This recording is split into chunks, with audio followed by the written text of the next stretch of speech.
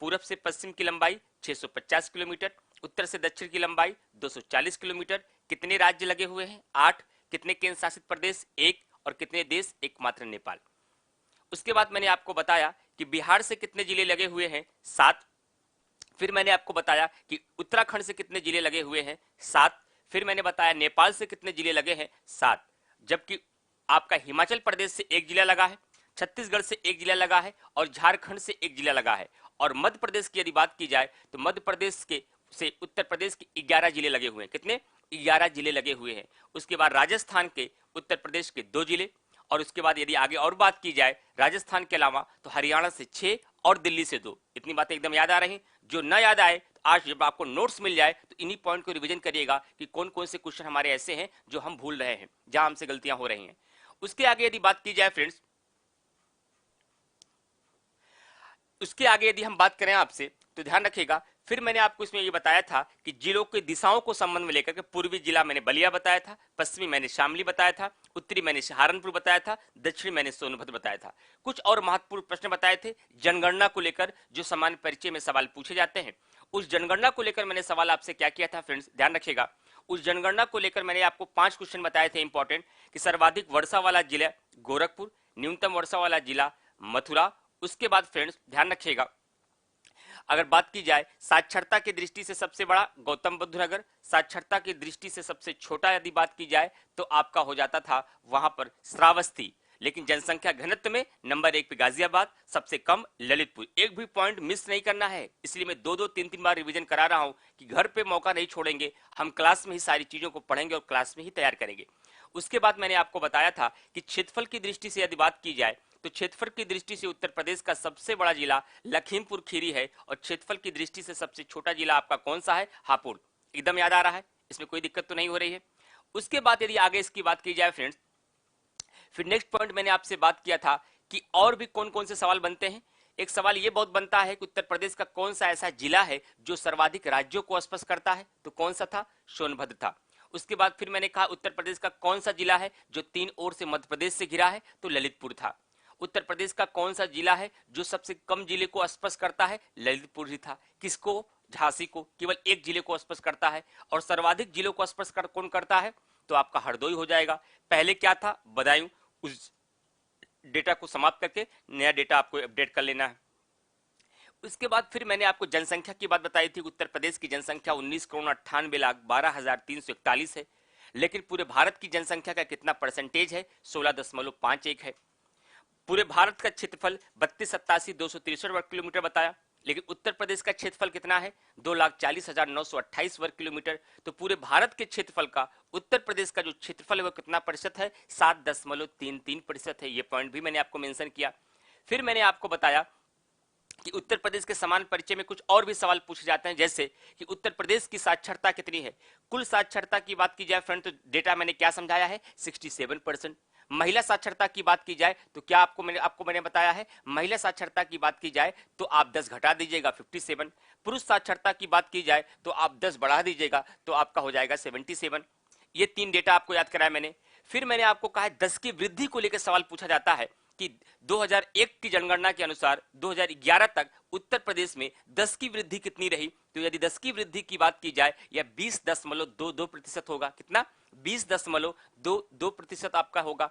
उसके बाद फ्रेंड्स मैंने फिर आपसे बात की थी कि इसके अलावा एक सवाल और बनता है कि ग्रामीण और शहरी में जनसंख्या के रूप में, तो मैंने कहा अभी भी 77% लगभग जनसंख्या हमारी ग्रामीण है और 22% लगभग जनसंख्या हमारी शहरी है। तो इस बात को भी आप याद रखिए, यहां से भी क्वेश्चन बनते हैं।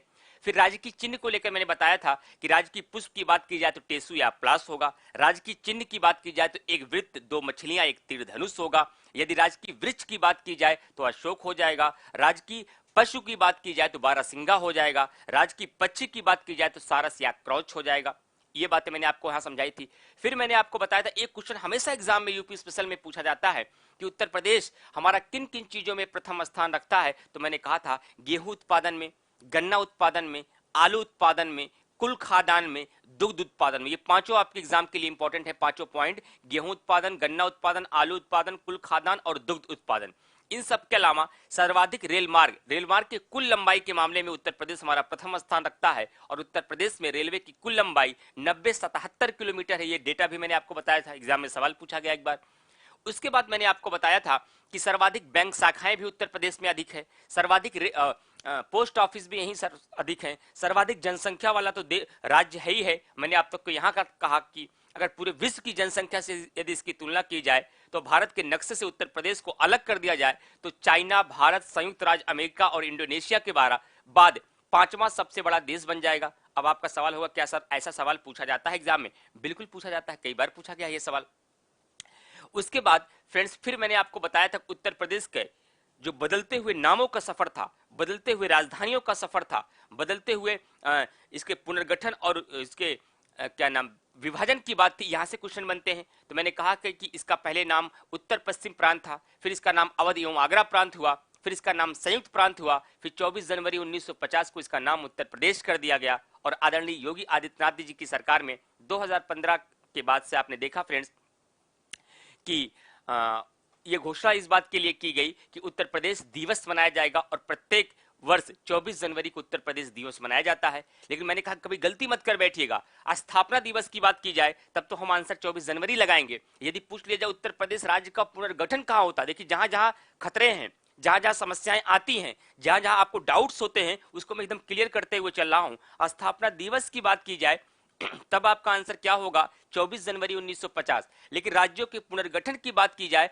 तो आपका आंसर होगा 1 नवंबर 1956। लेकिन इसके विभाजन की बात की जाए तो 9 नवंबर 2000। एकदम हर जगह में बात करते हुए एकदम क्रिस्टल की तरह क्लियर रहे, चीजें एकदम स्पष्ट रहे ताकि एग्जामिनेशन में कोई डाउट्स आपको ना होने पाए।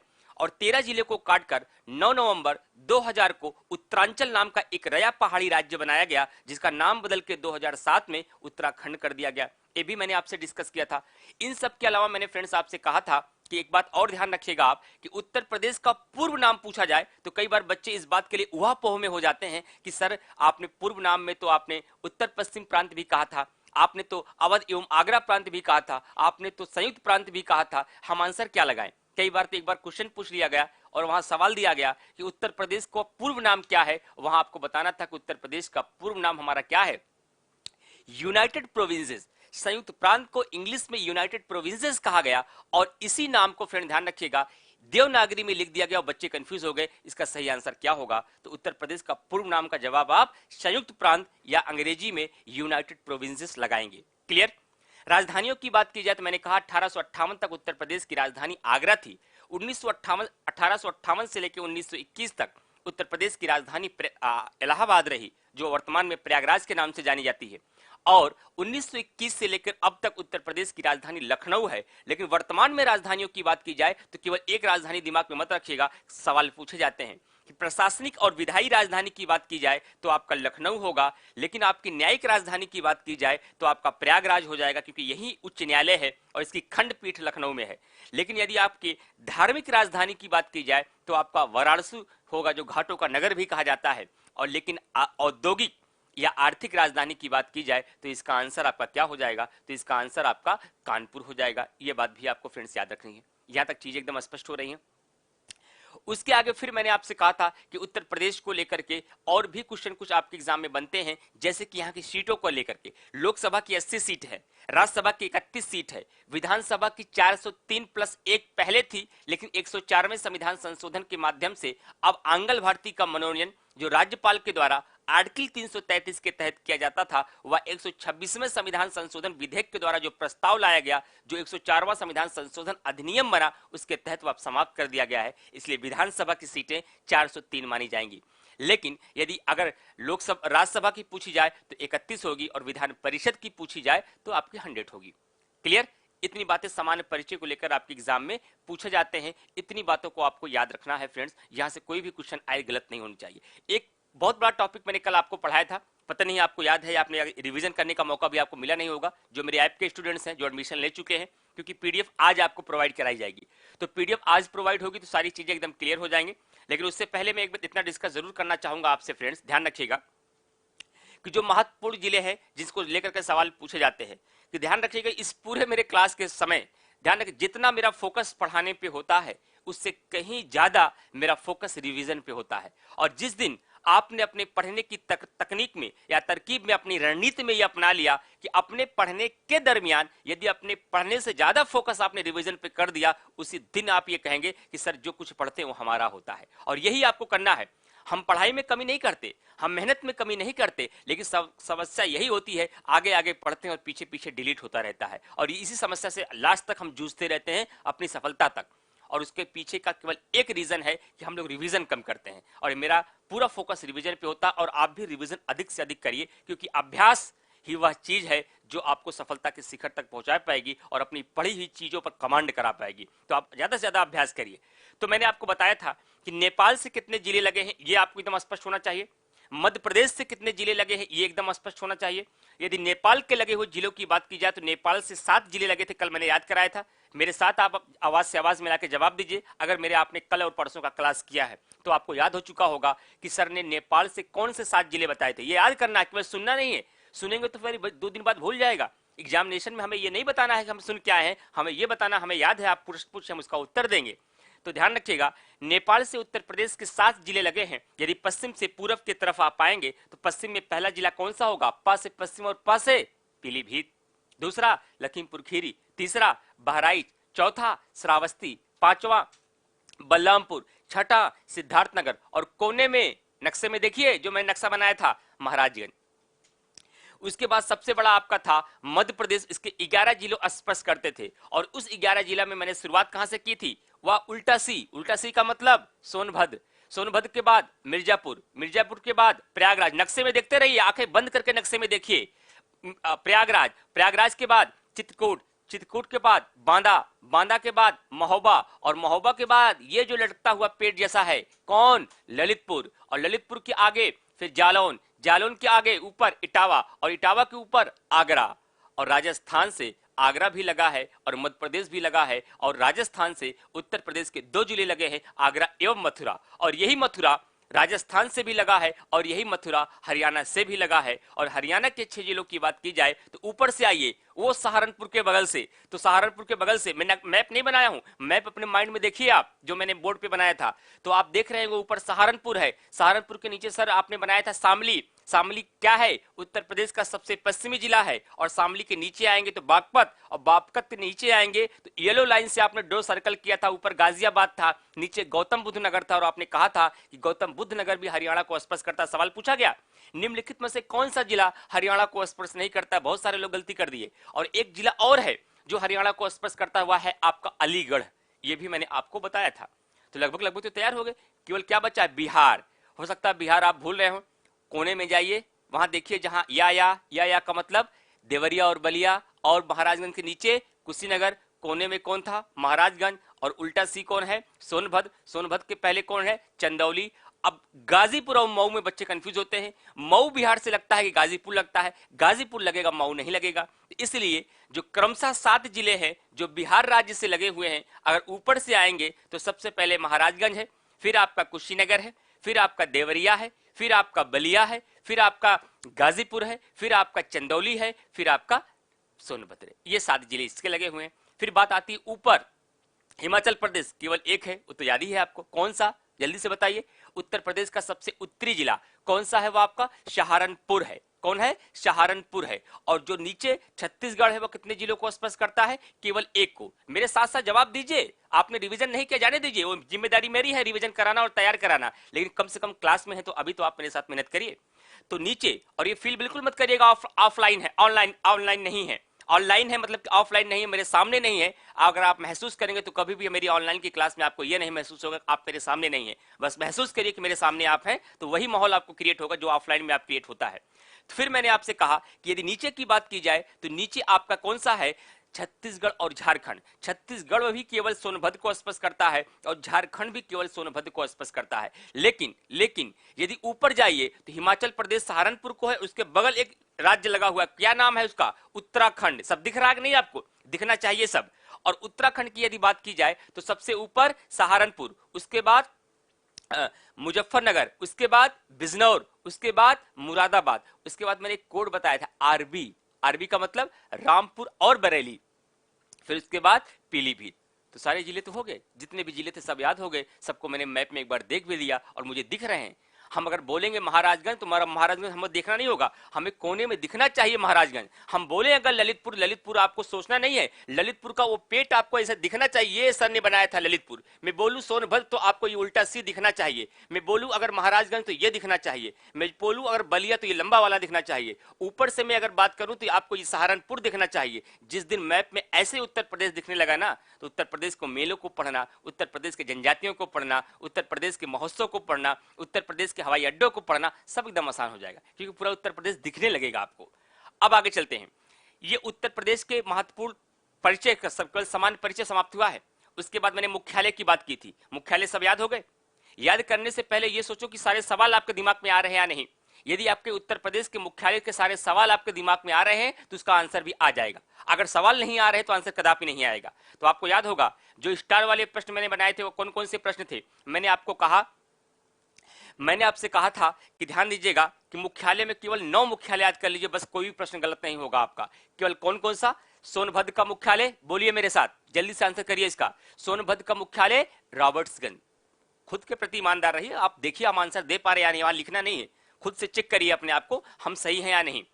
सोनभद्र का मुख्यालय रॉबर्ट्सगंज। कानपुर देहात का मुख्यालय अकबरपुर माती। अंबेडकर का नगर का मुख्यालय अकबरपुर और जालौन का मुख्यालय उरई। संभल का मुख्यालय पवासा। फर्रुखाबाद का मुख्यालय फतेहगढ़। सिद्धार्थनगर का मुख्यालय, बोलिए जल्दी जल्दी, सिद्धार्थनगर का मुख्यालय नौगढ़। कुशीनगर का मुख्यालय पडरौना। कहां? पडरौना। और उसके बाद ध्यान रखिएगा, कुशीनगर के बाद मैंने बताया था अमेठी का मुख्यालय गौरीगंज। कौशाम्बी का मुख्यालय मंझनपुर। इतने सारे मुख्यालय मैंने आपको कल की क्लास में याद कराए थे, लेकिन मैंने कहा था एक कंफ्यूजन मत रखिएगा। क्या नहीं रखना था कि कानपुर नगर का मुख्यालय कानपुर नगर ही होता, इसमें कोई परिवर्तन नहीं किया जाता। इतनी चीजें आपको याद है? ये इतनी मेहनत में क्यों कर रहा हूं? क्योंकि मेरा ये मानना है बहुत सारे लोग यूपी स्पेशल पहले से बहुत लोग पढ़े होंगे, उनके लिए तो चीजें आसान होंगी। लेकिन मेरा ध्येय जो है, जो बच्चे 0 लेवल से आए हैं, पहली बार ये सुनकर आए हैं कि इस क्लास में यदि यूपी स्पेशल का हिस्सा बने, हम यूपी स्पेशल के मास्टर बन सकते हैं, मास्टर का मतलब दक्ष बन सकते हैं, तो उनके लिए मैं यह प्रयास कर रहा हूं। मुझे ये भी पता है मेरे बहुत सारे स्टूडेंट्स इसमें ऐसे हैं जो 1-2 बार इसका अध्ययन कर चुके हैं, उनको तो बड़ी आसानी हो रही होगी। लेकिन कुछ स्टूडेंट्स ऐसे होंगे केवल जानते हैं कि यूपी स्पेशल भी किसी विषय का नाम है, उसके बारे में क्या आता है, कैसे आता है, ये नहीं पता है। उनके लिए मैं ये वर्क कर रहा हूं ताकि एकदम वो भी आपके लेवल पे आ सके, वो भी मुख्य धारा में आ सके, वो भी प्रतिस्पर्धा में अपनी भागीदारी को मजबूत कर पाए। क्लियर? अब आगे बढ़ते हैं। यदि इसके आगे चले फ्रेंड्स, तो मुख्यालय के बाद मैंने क्या बताया था? बहुउद्देशीय नदी घाटी परियोजना। कल इसी पे मैंने अपनी क्लास को समाप्त किया था। उत्तर प्रदेश में बहुउद्देशीय नदी घाटी परियोजना। यदि बहुउद्देशीय नदी घाटी परियोजना की बात की जाए तो मैंने कहां से शुरू किया था? ऊपर से। वैसे क्रम में आइए जैसे मैंने शुरू किया था उसी क्रम में। सबसे पहले रामगंगा काठी बांध किस जिले में है? बिजनौर जिले में। किस नदी पर है? रामगंगा नदी पर। मिक्सिंग पूछ रहा हूं, क्रम से नहीं पूछूंगा, मिक्सिंग पूछ रहा हूं, आंसर दीजिए। अगला सवाल मेरा है, उत्तर प्रदेश के कर्मनासा नदी पर कौन सा बांध बनाया गया है? आंसर मिला आपको? जल्दी से सोचिए, कर्मनासा नदी पर कौन सा बांध बनाया गया है? मूसा खाद बांध। और मूसा खाद बांध जो कर्मनासा नदी पे बनाया गया है, या उत्तर प्रदेश के किस जिले में स्थित है? तो यह चंदौली जिले में। किसमें है? उत्तर प्रदेश के चंदौली जिले में है। और उत्तर प्रदेश के चंदौली जिले में कर्मनासा नदी पर बनाया गया मूसा खाद बांध किन 2 राज्यों की संयुक्त परियोजना है? तो यह उत्तर प्रदेश और बिहार की संयुक्त परियोजना है। एकदम स्पष्ट। रानी लक्ष्मीबाई बांध उत्तर प्रदेश के किस जिले में बनाया गया है? झांसी में। इस बांध को किस अन्य नाम से जाना जाता है? परियोजना को माता टीला परियोजना या माता टीला के नाम से भी जानते हैं। और उसी झांसी में एक और बांध मैंने बताया था, पथरई बांध। और पथरई बांध को किस नदी पे बनाया गया है? ये भी पथरई नदी पर है। अगर मैं आपसे सवाल करूं, कल मैंने आपको एक बांध और पढ़ाया था, कन्नहार बांध। ये कन्नहार बांध उत्तर प्रदेश के किस जिले में है? तो कन्नहार बांध आपका उत्तर प्रदेश के सोनभद्र जिले में है। किस जिले में है? सोनभद्र जिले में है। और ये सोनभद्र कहां है? ये सबका दक्षिणी जिला है आपका।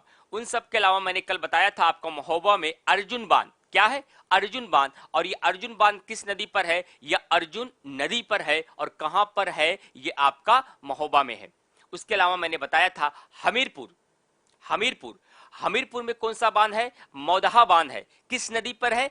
बिरमा नदी पे। अगर मैं आपसे सवाल करूं, उत्तर प्रदेश का वह कौन सा परियोजना मैंने पढ़ाई थी जो पेयजल के संबंध में इसका प्रयोग किया जाता है, सिंचाई के संबंध में नहीं, विद्युत उत्पादन के संबंध में नहीं, बल्कि उस परियोजना का प्रयोग सिंचाई के संबंध में किया जाता है। तो आपको याद आ रहा होगा, हाँ सर, एक बताया था आपने, गोकुल बैराज परियोजना। गोकुल बैराज परियोजना उत्तर प्रदेश के किस जिले में है? या आपके मथुरा जिले में है? किस नदी पर है? या आपकी यमुना नदी पर है? इन सब के अलावा एक परियोजना और बताई थी, राजघाट परियोजना।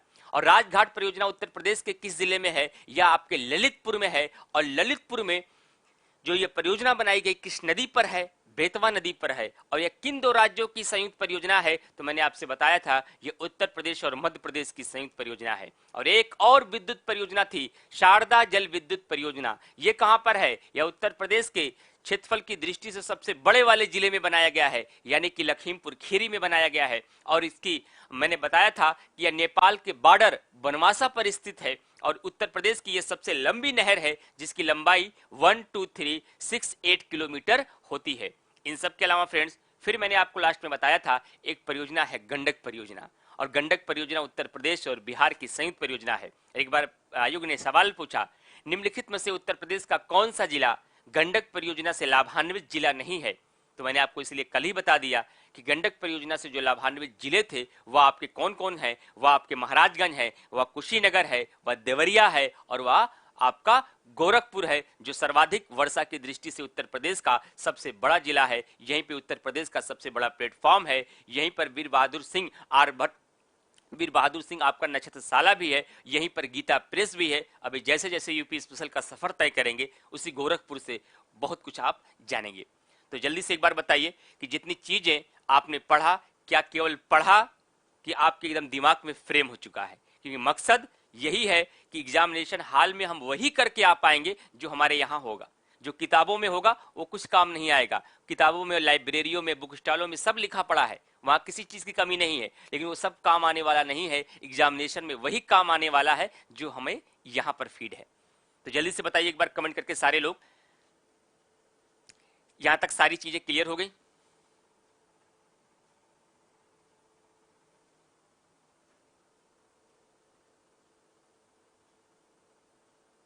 चलिए, अच्छा, मंझनपुर आपने, नगेंद्र यादव पांडे जी, कौशाम्बी का सही नहीं पूछा था क्या? ठीक, चलिए, बिल्कुल सही। आकाश कुमार, नगेंद्र, जितने भी ऐप के स्टूडेंट्स हैं, अखिलेश कुमार, सारी चीजें क्लियर हो गई?